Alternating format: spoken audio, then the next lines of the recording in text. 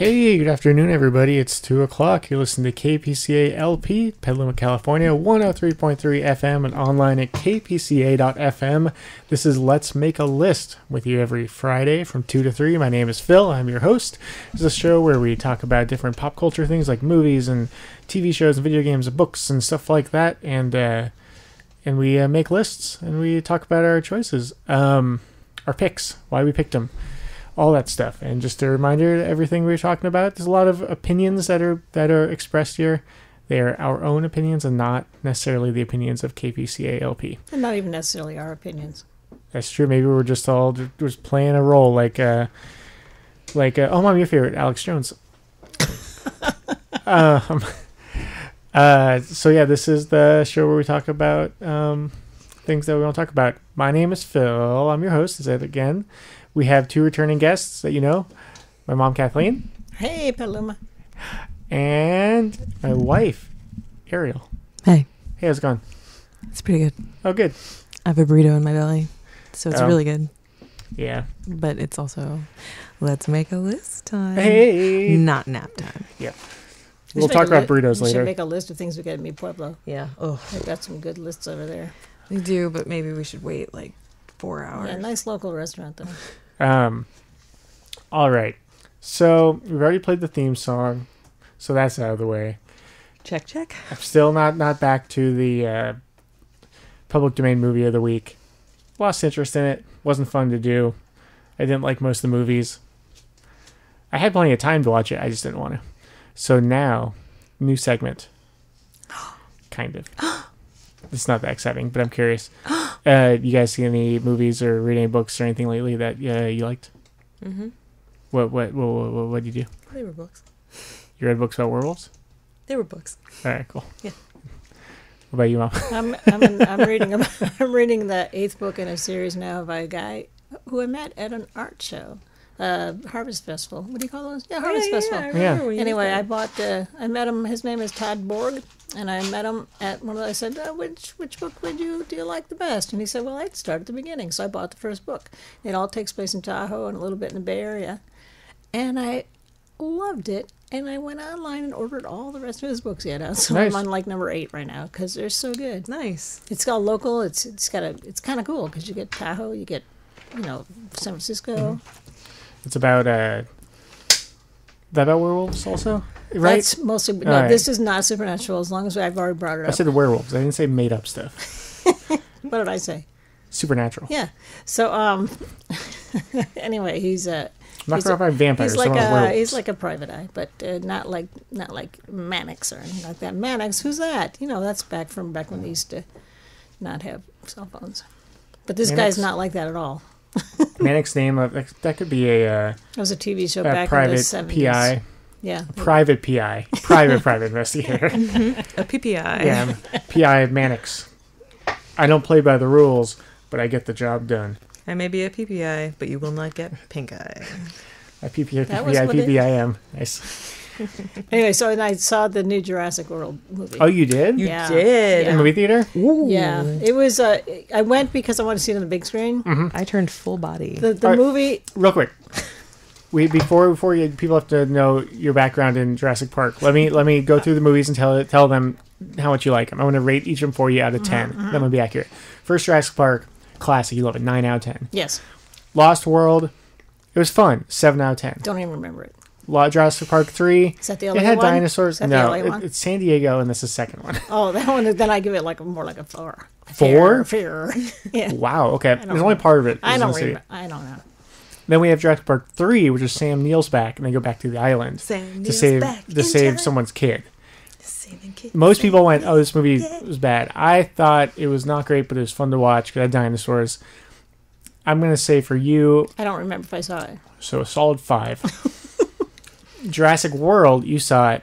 You agree with us? At the movie theater. Yep, 3 out of 10. At best. I give it a 2. I give it a 2. 1 or 2 out of 10. That's generous. Yeah, 1.5 max. No, 1/2. My go-to on that one that I always say is, the dinosaurs are believable, the people weren't. Yep, I think that's pretty accurate. I could talk for hours. Excuse me, you're going to run around and away from dinosaurs wearing high heels? How dare you? I think it was How dare you? a bad choice because the dinosaur could get you. Yeah, she should have been dead like 25 times over. But wait, we're supposed to be talking about the one I just saw. I You know. already stopped. We're working to it. Yeah. Oh, I hate fighting. I think it's going to be at a big lunch. Um, So what do you think I thought of this one? So this one you just saw in theaters. Uh-huh. I'm going to say a little better than the other ones, 4 out of 10. I would give it more of a 5.5. Ooh. They fixed all the But problems? nope. It's still like the people were totally unbelievable. But the little kid wasn't obnoxious. And the other thing was, by the way, the dinosaurs. That's the reason why I go see it at the theater. The dinosaurs are big, and I don't even care about dinosaurs, but they're just awesome. Here's the thing. About half hour, which is probably an hour or whatever into it, I went, oh, crap, I forgot these things have plots. Yep. And so, Yeah. so anyway, I was never bored, but, It's still the big theater one, though. Chris Pratt can be one of my favorite actors to watch, but then he somehow decides to... I feel like Jurassic World, it was... him so much as it's a director who decides. Right. But at Jurassic World, it was like... They just took everything about Chris Pratt I liked and just said, oh, let's not do any of that. Mm-hmm. Let's just make his character incredibly boring and stereotypical. Machismo. Yeah. And then also, let's have a female character that basically we wrote in 1965 and pretend that that's still It's current. got that Fay Ray feeling to it. Yeah. And it's like, even Fay Ray might have been like, oh, why are you sorry about wearing that. heels? She's not helpless or anything, but she's always pretty. In the first And one, her she hair- was yeah, no. I'm talking 1000% about this helpless. one. But I don't mean Okay. pretty. I mean like not messed up after being underwater, coming up out of the water, and still having her bangs perfect. Yeah. Anyway, but it was good. But here's the thing about the dinosaurs are so real that most of the movie I felt uncomfortable for what I'm calling the animals. Ooh. Like I was Oh, sad. oh, for yeah, them. yeah. You know, I mean, I had that anxiety. Oh, I get that. In the trailer, it has some of that. Yeah. That made me like, I don't want to Well, see. they are pulling at your heartstrings in that movie too. But anyway. Well, yeah, in the trailer, and I've gotten to that point now where even fake animals, just seeing unhappy animals in movies, don't want to see it. That's why Planet of the Apes movies, even though they look good, I don't want to see them. The new ones, the old ones, they just look like crazy, horrible monsters. Oh, that reminds me, I saw a video online of a cat with a face that kind of looks like a human. Really creepy. I'll show you guys that. You can find that on the internet, guys. Thank you. www.internet. What about you? You seen the movie? Oh, we saw The Game the other night. The movie The Game, David Phil Fincher rented movie. it. Is that It's an old one? From 1997. Yeah, it was It is, what's his Michael face in it? Douglas Thank and you. Sean Penn and a bunch of other actors you'd recognize. And it's like I was like in a kind of a not great mood because of other stuff, and there were other things just in the back of my mind that I was kind of dreading. So we watched that, and the movie was like, oh, it was fine, a little dated. And then at the end, I don't want to spoil it. It came out 21 years ago. Wow. Yeah. But it has an ending that's like a big kind of twist thing, so I'm spoiling it anyway. And then, It came out 21 years ago. I think it's okay. yeah, and then I was just like, what? No, I don't buy it. No. And then, but it took me forever and I still not quite there, where it took me forever to figure out how to vocalize my issues with it. It was really funny because Phil would disappear like around a corner and then his head would pop out first and the rest of his body would fall and he'd be like, but wait though. Like, and then he'd be like, I don't know. And then he'd like disappear again. And then come, but this was ridiculous, right? And then he'd be like, I don't know why I'm so upset at it. But then he'd be upset at it. And Yeah. It was very funny on my end. And there were a few things that Ariel was like, oh, this is why it was like that. Okay, that makes more sense. But But you would take the information, the conversation exchange. Sorry, I'm punching this mic. You would take that information and then you just like cross your arms and just sit and think about it for a minute. And then you go, I mean, I guess that's fine. Like, it was just like, it was really rubbing you wrong. yeah, for some reason, I think I just took out all my frustration on stuff onto that movie. And it just made me... I was like, I went online, I was like, I have to find other people that agree with me, and plenty of people do. It's one of those movies a lot of people consider to be great until the ending. I'm not going to watch it. I can tell. It's, again, It's it's fine. fine. But it angered me more than a movie's angered me, maybe since Jurassic World, to be That honest. actually might be true. And it's much better than Jurassic World, but... Because there are movies I see where it's bad, whatever, and I don't really care that much. there's some movies that Ariel and I watch together, and they're bad, and Ariel gets in a bad mood because of it, definitely. And a lot of those I go like, whatever. I don't really, it doesn't bother me, but I totally get it. Jurassic World bothered me, and then this one bothered me. Yep. Yeah. You watch I, Tonya. We talked about that. That was really, really great. You haven't read any books lately, Phil? Werewolves? No. I'm scared of werewolves because I know they're real. I haven't been good at reading books since smartphones came out. Still got a smartphone. It's sad. I've read a few, but it really is just like I can just go on the internet and read a bunch of little things instead. Yeah, that's why I want to go on a vacation because I have a book I want to read, and then we're going on vacation. I'm going to read that book. Yeah, right. Okay. All right, so you're all caught up with what we've been up to. Quiet. Yeah. So that is big movie news right there. We just covered all that. Real quick. Not real quick. Okay, I'm gonna give you a tease for the second half of the episode. Ooh. We're gonna be talking about Tarantino movies, Quentin Tarantino movies. We all ranked the movies of his that we've seen, and we're gonna go through it one by one and chit chat it up.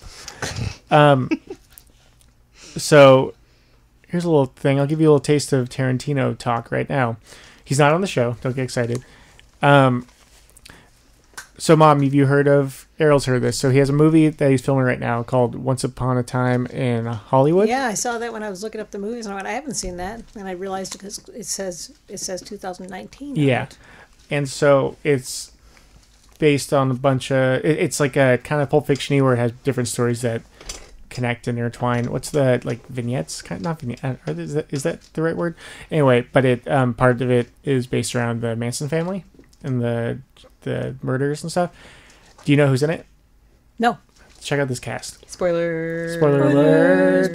Check out this cast. I'm not going to say who they play. Yesterday you didn't go trivia, and it really bothered me. I'm so sorry. Actually, when we were doing it, I was like, we must have done it. Trivia. I guess we did. Trivia. Bum, bum. Bum, bum. There you go. So, wrong show. Check out this cast. Margot Robbie. Who's that? Margot Robbie, I, sounds Tonya. like a dessert. Margot Okay. Robbie. She played Tonya Harding in it. Leonardo DiCaprio. Brad Pitt. Dakota Fanning. James Marsden. Timothy Oliphant. Al Pacino. Kurt Russell. Burt Reynolds. Damian Lewis. Emile Hirsch. Luke Perry. Wait, Burt Reynolds? Yep. Is he still alive? Yeah. That mustache is still kicking. Damian Lewis, Luke Perry, Tim Roth, Michael Madsen, Zoe Bell. Wow, it's like everybody's ever had in a movie. Yeah, and a bunch of other people. And Burt Reynolds. Yeah. But that's a cast right there. Wow, that's a cast. That's a cast. Oh, and you know, when you mix excited. a cast like that with Tarantino, that makes me excited. Yep. Who's writing it? Quentin Tarantino. I know him. Quentin Tarantino. So yeah, I want to share that with you to get you guys excited for our Quentin Tarantino talk. We're not going to talk about that movie anymore, probably. Before Don't you dare talk about it during Tarantino talk. Thank you. Before that, we got to talk about something unrelated. Do we have to come up with it, or are you going to come up with it? Well, this is the part where you guys did. Here's what I want to say. Oh, really? Oh, my God. I have something to say. Petaluma, I'm so proud of you. I drove all the way up from Nevada on Saturday. It was a long drive, but I trekked it out. And for that protest that was in Petaluma, I was so proud of Petaluma. Yeah. It was a big crowd. It was a happy, you know what I mean? Yeah. Angry, but pleasant crowd, not kind people. And people stuck around for the march. What was that protest in March? What were they? Let's keep families together. Thank you. Yep. It was pretty wonderful, and it was civil. It wanted to be disobedient, but the organizers said no, because then they'll make us stop. Yeah. So we didn't. We can have an episode about that subject. Yes, we will sometime. Oh yeah. And then we'll all just have to lay down on the ground with pillows and blankets wrapped around ourselves. But I was very, very happy about Petaluma coming together like that. That was awesome. And sticking with it and staying through the whole march. And good signs. And that brings us into what I want to talk about. So we talked about this, I think, 2 weeks ago when you were on the show, Errol, and we kind of talked about politics and art and stuff mixed some. Another thing concerning that. So try to think of some examples. First of all, do you think that actual art has created political changes? Yes. Let's just say in our country. in our country's history? And what are some examples? And do you think art was a big part in leading and creating that change, or do you think it is just because of the change that people were already changing and art was just a result of that because it was people expressing how they were feeling? Do you mind if I answer this? Am I going to trample over any thoughts that you have at the moment? Cool. Go for it. Come out right the holster. In your mother's guest bathroom are actually some illustrations that are a perfect example of art changing something. Boss Tweed. Was it the turn of the century? New York?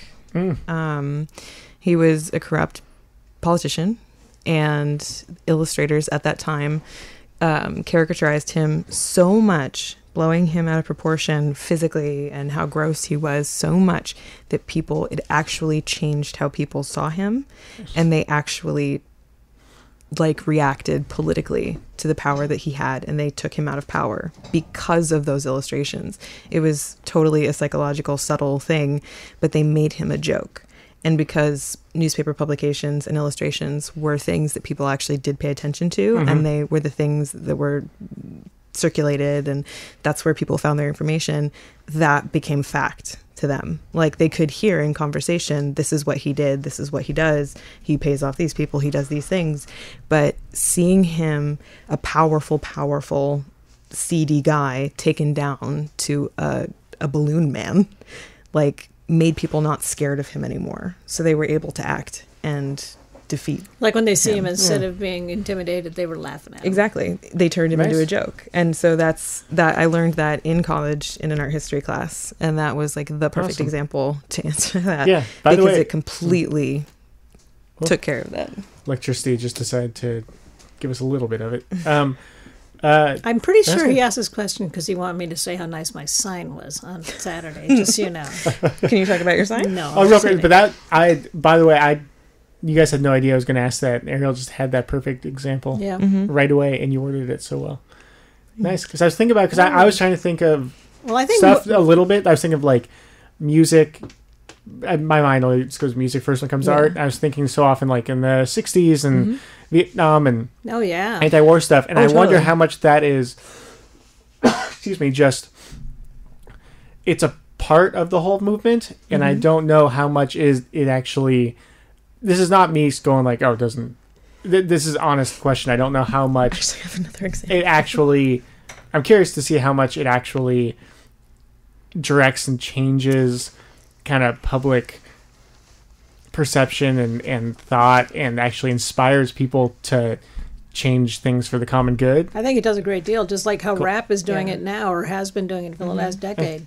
Because regular people that aren't paying attention, they start listening to it, and then they start paying attention to what they're hearing. Very good point. It's very subtle, and when people ask them about it, they can answer questions and go, oh wait, I didn't really realize that that's what that meant. Or they go online and they look at people talking about a song and dissecting it, and it seems like it's a little bit harder to necessarily. I also don't listen actively to a bunch of hip hop and rap, and I'm still trying to learn to, but it's a new genre of music for me that I'm still trying to learn about. But when you look backwards before the internet, it's a little bit easier to point out specifically certain songs and certain moments that totally carried change like that.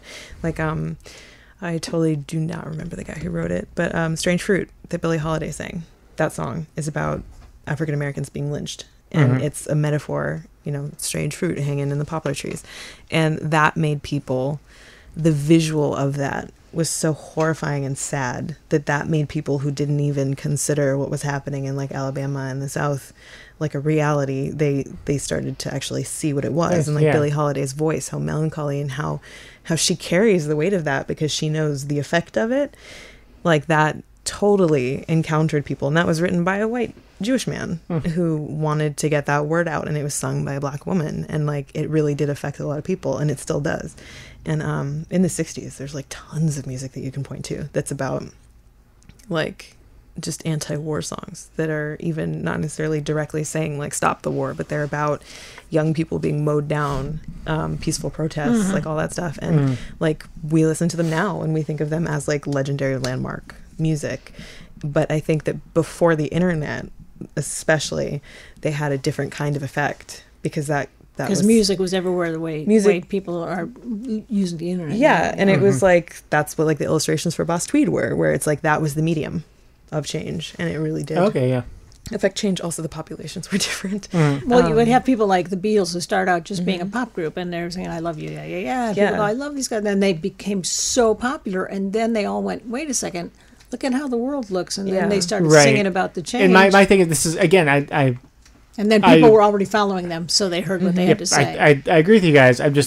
But I'm curious. Like, I wonder how much of it is actually just people who already agree with that thing or already part of that movement, and this is just a way of them expressing it. I'm saying they love the Beatles because they like their music, and then the Beatles started talking about serious things, and they go, I think I'll listen to what they have to say. So I think they were changing. Okay. And that's why the Beatles, why they're always referred to as, they basically had like the best career because they were actively speaking to power and doing that stuff when it was becoming necessary for people to do that. So it's like they were on the front line. They were one of those groups of people that had everybody's focus on them, and so they actually took advantage of the moment, right, and like actually utilized it.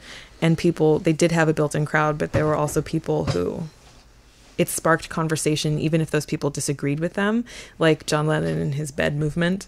There were people who would go in there and argue with him, but they were arguing, right, they were talking about a subject that they might have thought was too impolite to talk about around the dinner table. But then they saw some hippie in a bed and got pissed and decided to go talk to him directly. And, like, again, I think it's probably, like, to directly address whether or not it's a group of people that's already built in or new people. I think, I mean, with the changes of the internet, now you have chat groups, now you have people, like, really going into things and dissecting them, and you can find that. It's not just one conversation that happens and is gone. And so I think that it will always, you'll always affect new people, no matter whether the internet exists or not, but it's probably like in different numbers and in slightly different ways. And because the world was so different before, people were like, oh, I encounter my world through a screen. People would actually get out and go outside and sing that song out loud, whereas now people will be more likely to listen to it and then talk online about it. So it's just like people are reacting to it differently. But I think that it still has that kind of effect. Like on college campuses and stuff, I think you can actively see that. You might not necessarily see that in like an office, but not necessarily. But like in different groups of people in different ages, I think it's still acts the same way, if that makes any sense. Yeah, movies do it too. I mean, I remember, I mean, I know it still happens now, but I'm just thinking about like movies that they made like after the Vietnam War or during the Vietnam War, and then they'd be about someone coming home from the war and being shell-shocked, you know, and then you go like, oh my God, they're not crazy, they're damaged, and we have to do what we can to make fewer people damaged, you know, not allow this to happen in our name. And then also pointing out how people when they get back. welcomed them home by not welcoming them. And like, that's kind of like taking propagandistic, taking propaganda and then like flipping it so that you can utilize the way that propaganda is used, but spark conversation and change through that by telling people a story. And then they have to sit and think about it. Without lecturing somebody, you're just showing them something. Right. And they go like, oh, it goes into my head and my they heart. think about it a different way and go, why does that feel so weird? And then they talk about it. I think, I think the one of the reasons I was going through my mind is just right now, you see there's so much where people where no matter what you tell them, they're so set in their ways, they go, oh, that's just not true. If there's anything that disagrees with what they're saying and stuff, and stuff was a good thing to add to that sentence, but it makes me wonder, like, oh, are people still open to new ideas and new thoughts? And I'm just, it's once in a while it's like, oh, it so feels like everything's going, you know, with whatever the opposite of progressive is going, well, you know, the opposite direction. It could accidentally happen too, because you're watching somebody or something, or a movie, and then all of a sudden you understand what they're going through, and they go, oh wait, that's against what I've always heard. You know what I mean? It could get in there. And I think that it's not really different mentally now than it has been before. I think that there are some people who are just set in their ways and like refuse to learn or to discuss anything different, and that's what ignorance is. Ignorance has always existed. I think that there's just more people now, And so there's more people, there's more room for combustion. Mm-hmm. But yeah, I think that's been a struggle for forever. Mm-hmm. Otherwise, we wouldn't have fought a bunch of wars that we fought. Right. This reminds me of, I think you guys are having well thought out at the moment instantly. So you didn't even think it out, but you thought it out. Spontaneous thinking. Yep, What? good job. Under pressure. What was I going to say?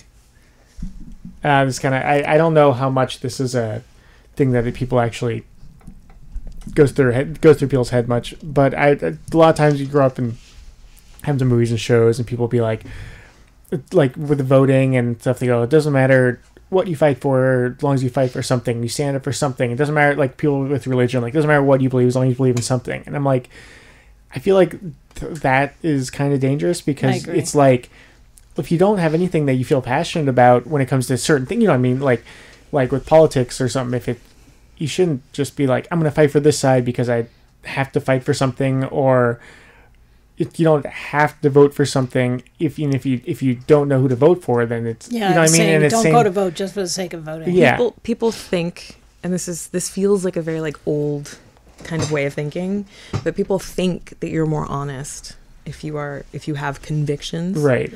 But unfortunately, that's not true, because sometimes people haven't actually thought about the things that they are convinced are true. Mm-hmm. They haven't thought about it. They haven't researched it. They haven't discussed it with somebody that disagrees with them. They just were told this is so. Yep. And then they just dig in, and that's it. And then they come up with stuff to explain amongst like-minded people why that thing is true. And so people just like go, well, you must be more honest if you're like, this is sure what I believe. Yourself. If Yeah. you're sure of yourself and you're going to fight for something, then you must be very clear-minded. Mm-hmm. And it's not the case. Like the Manson family. Yeah. I mean, they were any cult, that's conviction. And that's not really something that I would argue you should fight for, is believing in something like that. The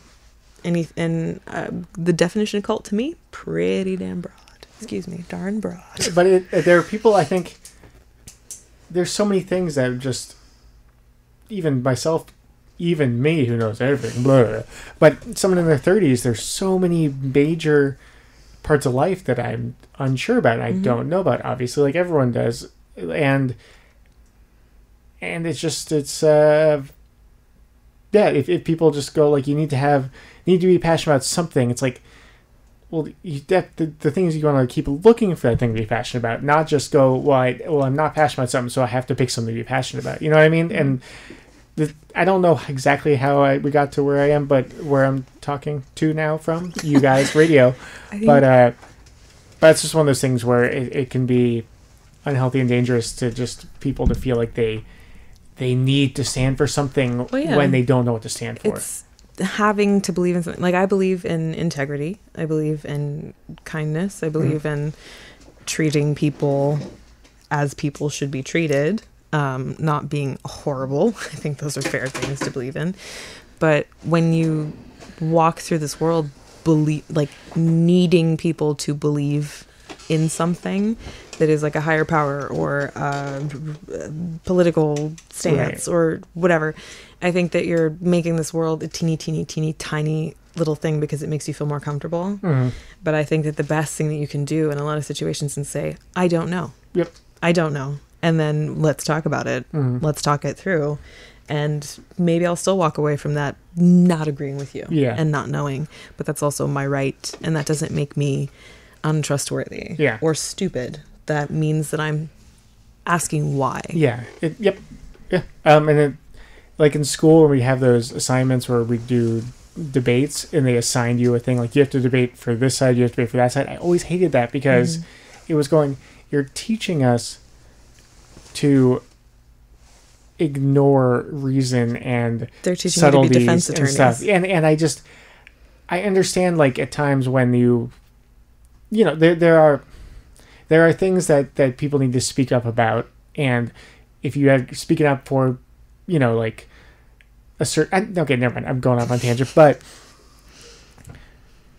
I don't know. Everyone just needs to be more open. But there are things that obviously I'm passionate about, that if someone goes, I support this thing, I go like, well, I strongly disagree.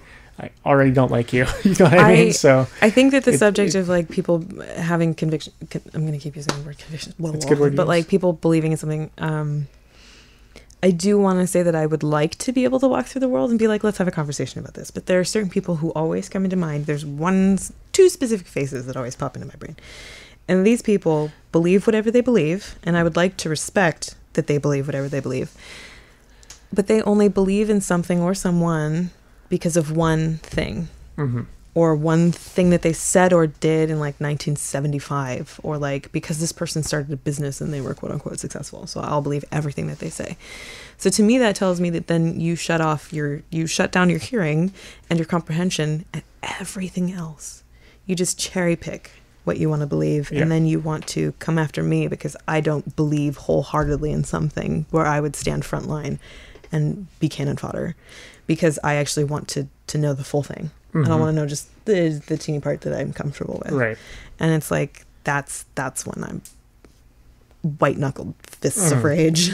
Where it's like... So I think art does lead the way sometimes. Yeah, okay, yeah. Well, I was going to actually bring it back. Where all these things, I'm hoping that art actually still does cause people to think outside leads the people to think differently than they normally would, without it being you can feeling like they're being attacked. with anything. Well, it's kind of cool when thoughtful people are also amazing artists. Mm-hmm. Yep. Creative people. Mm-hmm. And when they figure out a way to create a piece of art that can be challenging. Oh, I mean, look at The Daily Show. That was totally art that changed the world right there. Totally was incredibly amazing. And I admit that I don't watch The Daily Show. I haven't, because I haven't let go of Jon Stewart or anything. Oh, yeah. Jon Stewart was But phenomenal. Yep. And the Colbert Report. Yep. Spun off and did very, very similar work. Yep. Yeah, comedy's really like a part of it. That's yep. No.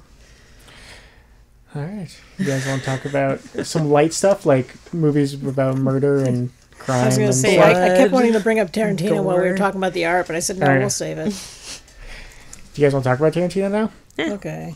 All right. So I was thinking we can do... we go down from our least favorite to our favorite. We'll go around in a circle. Well, how many are we going to go? I just picked Tarantino directed movies. Movies he directed. Movies that he just wrote, did not direct. I did not include those. I only, for my top, only picked the ones that he wrote and directed. Yeah, all these are he wrote and directed. Oh, okay. I don't think he directed anything. Wrote. Okay. No. I mean, okay. I'm not including ones that he just wrote and did not direct. Okay. I think everything he directed, he wrote. Mm-hmm. I think.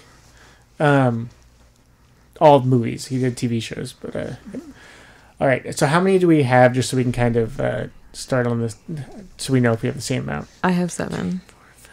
Technically 8, but I'm counting 7. 1, 2, 3, 4, 5, 6, 7, 8. I have 9. I have 8 or 9 or something.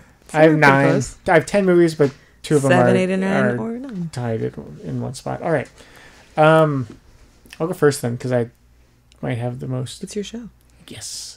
All right, my least favorite Tarantino movie. Oh, this is what I did. I took quotes.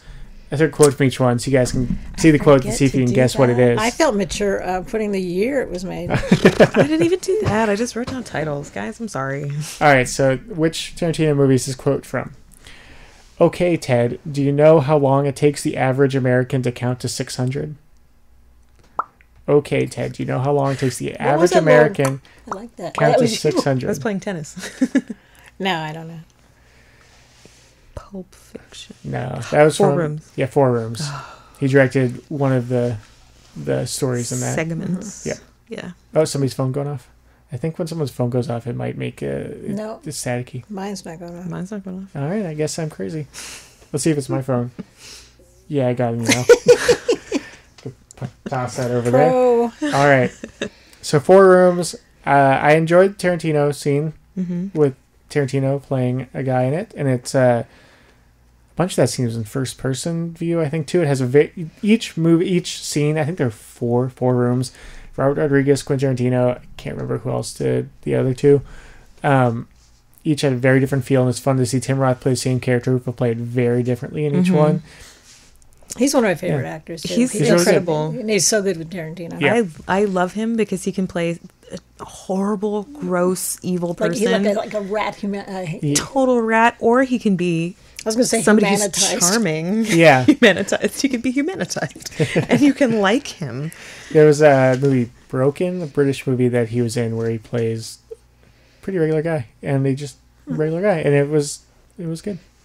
So yeah, I liked the movie's fine. I like Tarantino scene the most. My these are only ones I've seen and I can recall well enough because there's a lot of movies I've seen that I saw 20 years ago. And there are ones on here that I don't although know. he probably didn't even make any movies then. I think it's 94 is when he started. Anyway, I'm going to go with Kill Bill, but here's the thing. I can watch that with the sound off and enjoy it probably more than with the sound on because I do not care about the plot. I just love watching it. Volume 1 or 2? Yes. I just think it looks awesome. And Uma Thurman is just fantastic. Yeah, she is. They're so different. I know. That's gonna be on my list later. Wait, so you to me, it's such an action the movie. plot doesn't make, for me, that's one where the plot makes the action better because you have reasons to root for people and you understand why she's so angry, and it's you not actually even like that feel it. complicated of a backstory. It's Right. like you did me wrong, which is why I love like certain westerns, thus entree Tarantino. But like it's that with a lady. Yeah, and It's such an awesome movie, and there's so many strong women in it. It's just Yeah. and they're not without them going, look, isn't this crazy that this Yeah. woman is Yeah. strong? Yeah. Tarantino movies are good. I like Tarantino in many reasons. He's in this thing. Something happened recently-ish that made me go like, but in an interview on like Howard Stern, like 15 years ago or something, he was talking about the Roman Polanski thing and talking about like, oh, whatever, it's not a big deal kind of thing. And then that was released in right away. He's like, yeah, I was dumb. I was trying to be controversial and edgy. And I said this thing and it was ridiculous. And I know that. So it was like, that his work is shown that he's not that person. Yeah. So that made me, go, okay, cool. Because there are plenty of people who would say this kind of things. They stick by it or whatever. They ignore it. But he was just like, no, I was being dumb, basically. It's like, all right, cool. You know what I mean? Yeah. Okay. It's a good segue. Yeah. You know what I mean? Yeah. Speaking of being dumb, it's your turn. Is that the segue you're talking about? my lowest ranked movie is the same as Phil's. It's Four Rooms. Because like I've seen it 2 or 3 times and I do not remember 90% of it, which tells me that I enjoyed parts of it, but I checked out. That's how Kill Bill is for me. Really? Wow. I don't remember the plot. I just remember watching it and enjoying it. Did you see? Did you ever watch them together as one? The Whole Bloody Affair when they was released that way. I don't know. Somebody you have to call in and tell me if I have or not. You're a Kill Bill manager. Yeah. All right. So that was number 9 for me. What were you guys? That was 6, 7 for you. Do you know, Mom? It doesn't matter. It's around. I just want you to get close to 1. I want to know. Oh, so. yeah. Oh yeah. Oh, you know what? I was counting the word writer director as one of the movies, and that's not one. So All right. Next, for me, many people consider it to be his best. People who are Tarantino fans will probably look at me and go, "Oh, you're a fool." Reservoir Dogs. Never seen it. Reservoir Dogs. Reservoir Dogs is next on yours too. Yep. It's good, but for me, it feels a little dated. His other movies don't feel really dated to me, and I just am not. I like it. I definitely like it. It just for me wasn't nearly as gripping and it didn't keep me excited the whole time like a lot of his other movies do. I think it's awesome and cool. It's just that there's other ones I like so much better. I mean, because he does such good movies. Yep. But I really like that movie, and I just love how it looks. He's got such a cool aesthetic, you know, and the music, all his music is awesome. Yep. His brain seems like it's got to be a crazy place. It's like a little bit sticky on the inside, like Old Blood or Taffy, but it's like it produces such cool stuff. And I think he's one of those people who's just obsessed with movies, and he like talking to Chris about it, who's a Tarantino fan, obviously. he's the kind of person where he watch any movie, he finds things about it he appreciates and likes, and he goes like, oh, this movie, like you see a movie that people think is horrible, he's like, oh, but this one scene was so amazing, and it makes him love the movie, that kind of thing. He seems very enthusiastic about it. Cool. All right, what's your next? Oh, excuse me. You guys are going to disagree with me, and that's fine. Disagreeing time. The Hateful Eight. Oh, is my number 6. That's on my list. I know. And when we saw it in theaters. It was a very cool experience. Was it on Christmas? Yes. Yeah, it was like really an awesome experience. Yeah. And I don't know if it's like I was tired. I don't think I've seen it since we saw it then, but it just did not grab me. Oh, okay. The way that some of his other movies do. I just like wasn't in it as much, but there were parts of it that I liked a lot. So it's not super high on my list. That's okay. I have different thoughts. Oh, I know. And those thoughts might not represent the thoughts of KPCA LP, Petaluma's community access radio station, Petaluma, California, 103.3 FM, online at kpca.fm. Is one of those thoughts divorce is imminent? Oh, now I know how you feel about this movie. It's over. Oh, he didn't say yay or nay. What's your next movie? No, I was trying to make some joke about it. Well, I was ready for divorce when you started talking about politics or something. I couldn't remember specifically what we were talking about, so I gave up. That's why I just gave you a blank stare. Pudding. Okay. All right. My number 7 is, again, this is probably people who Reservoir Dogs. If it's not their favorite, this is probably their favorite for many people. Pulp Fiction.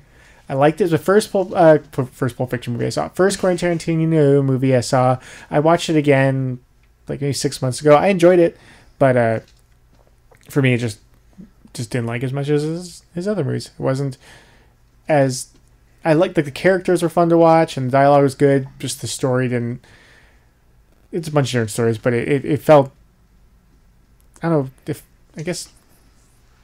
Pulp Fiction's a good name for it. It just was like, oh, it's fun to watch. It didn't seem to like do a whole bunch for me emotionally. Fair enough. Yeah.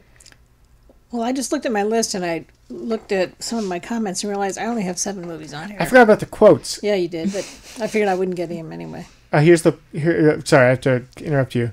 Do it. All right, tell me. So there's Pulp Fiction or Reservoir Dogs. Which one is this from? You ever listen to K. Billy's Super Sounds of the 70s Weekend? It's my personal favorite. That's got to be Pulp Fiction. Nope. Oh wait, Reservoir Dogs. Yep. I thought we were going between Hateful Eight. Oh no. And Pulp Fiction. Pulp Fiction. The quote was, so by that rationale, if a pig had a better personality, he would cease to be a filthy animal. Is that true? All right. Trivia. Okay, and my number fifth movie on here Oh, I'm ready. is Hateful Eight. Oh my God. Love it. By the way, I love it. It's my 5th one on here, and I love it. So that tells you that I really like these movies. You like to more than have horses. You hate animals. It was a beautiful movie, wasn't it? You don't It like was the snow gorgeous. either. Oh, it was. I'll get to that. And some of the scenes were really long, but they were still just funny and scary and fantastic. This is really dumb, but my favorite moment in that is when, is it Kurt Russell who smashes the guitar?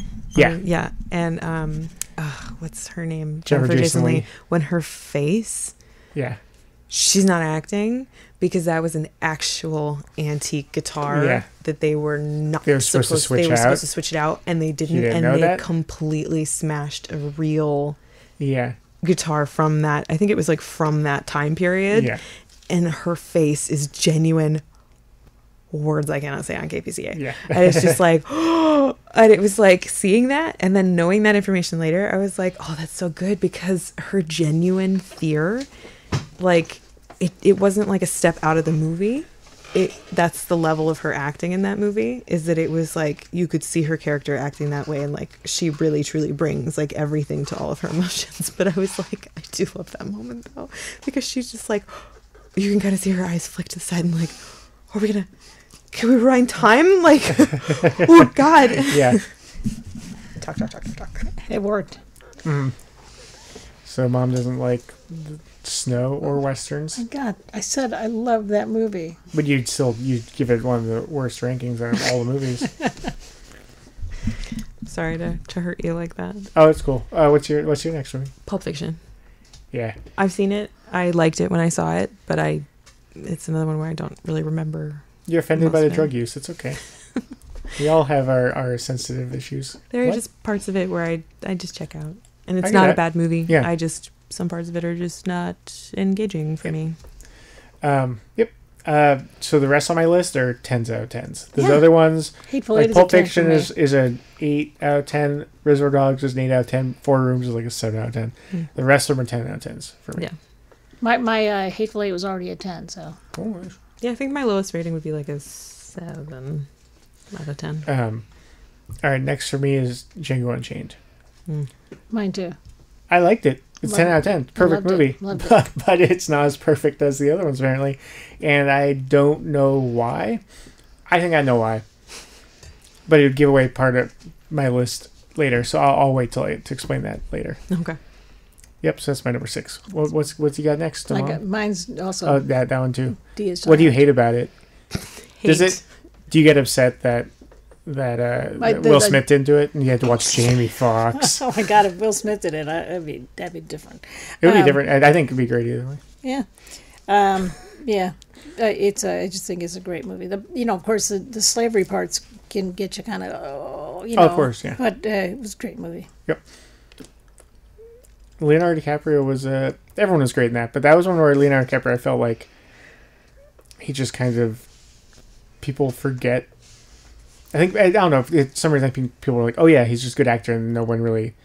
Oh, It people seemed forget almost that he's underrated. actually a good yeah, actor. like and then that scene, I think, and that's one of the scenes in there where he is at the table with Kerry Washington is in it, and he's just being a total creep, and then he cuts his hand on like a skull or something and starts bleeding on her. It was a glass. Glass, yeah.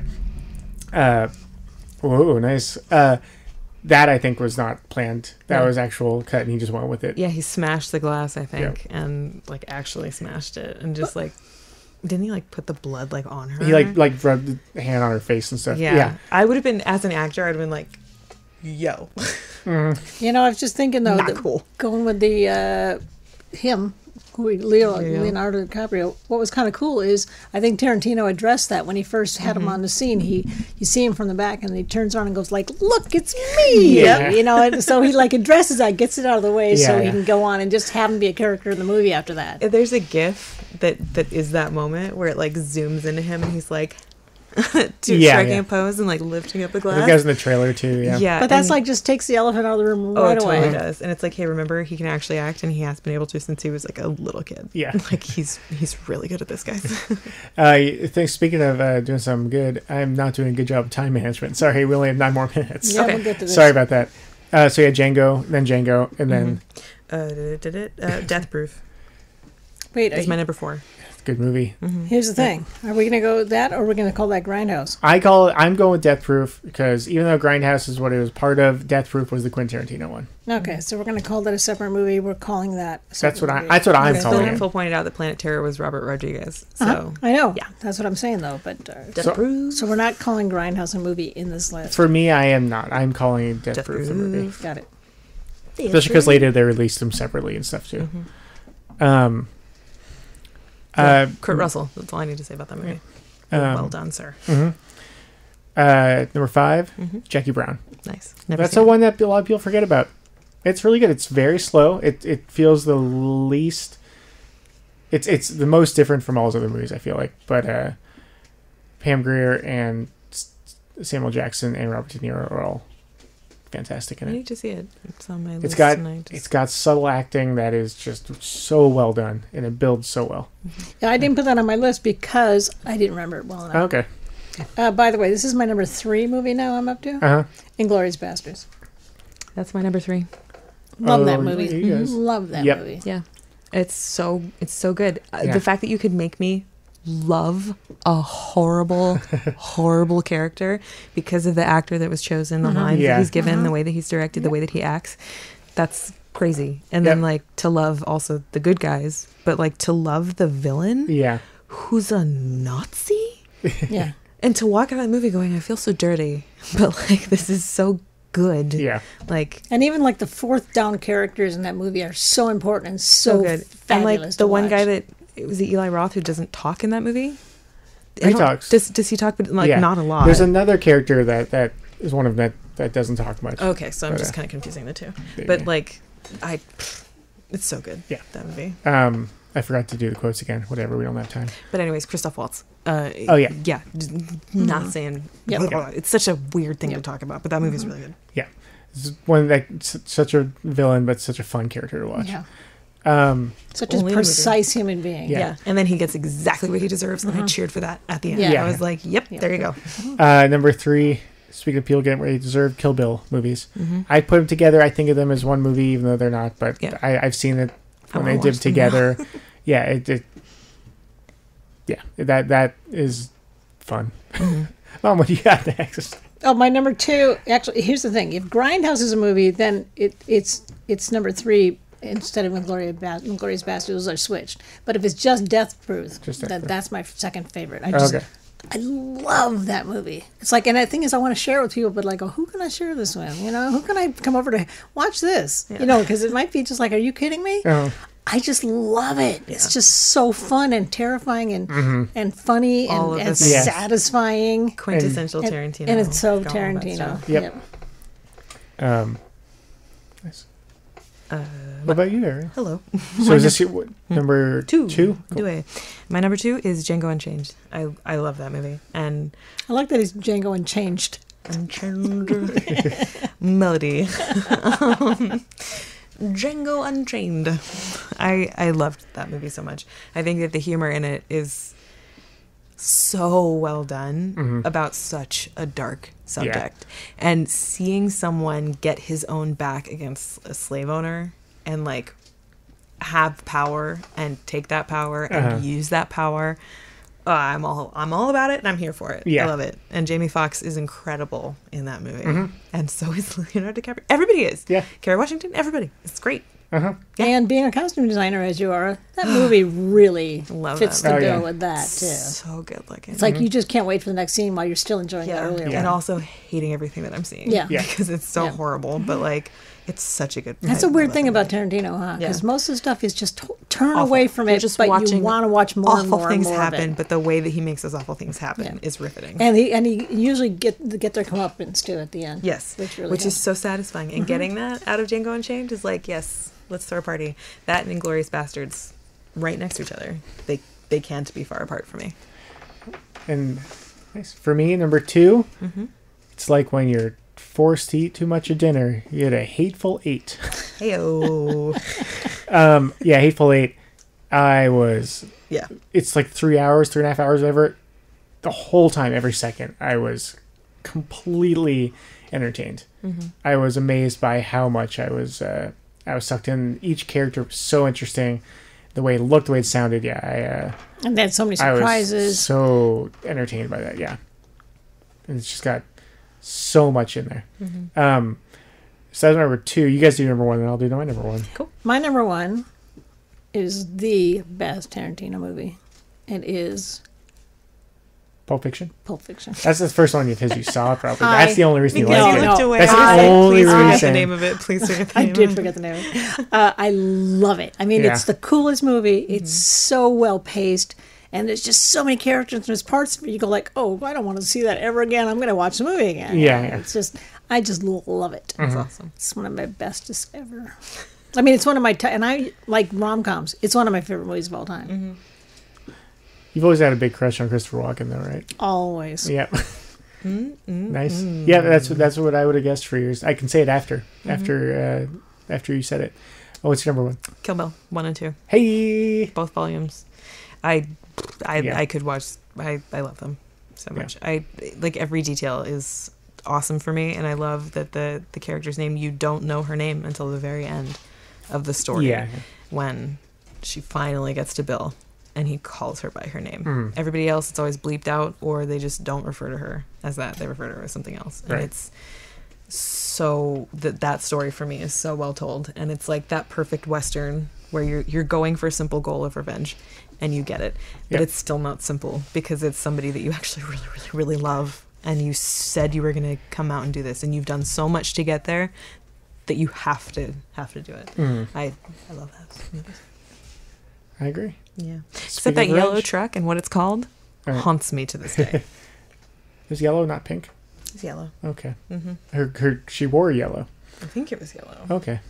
It might have been pink. Or Oh, purple. no. Okay. Well, You should watch it again. Yep. Phil, All what's right. your number one? Glorious Bastards. Yeah. The reason I think Django Unchained was number 6 instead of higher is because all his movies are so good, but also it was the first movie after Glorious Bastards. Mm-hmm. Glorious Bastards for me was So good.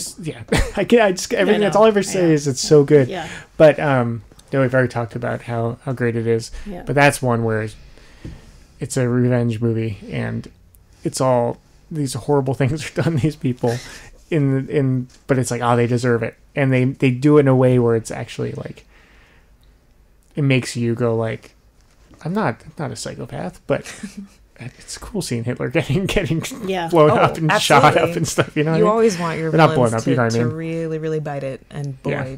Did you know that he had uncredited writing? He wrote "It's Pat." Yeah, I saw It's that. Pat? Yeah, Really? Yeah. He wrote that. Wow, that's Thank you weird. so much for saving that for So the very fun. end. Yeah. That was such It's a gift. so fun. I had no idea. Isn't that just great? Yeah, and he wrote Sure Romance, which is also really Yeah, good, and love that Yeah. movie. Natural Born Killers, which I still haven't seen. Neither I keep kind of waiting for Have to go to be in watch the right it. mood. Yep.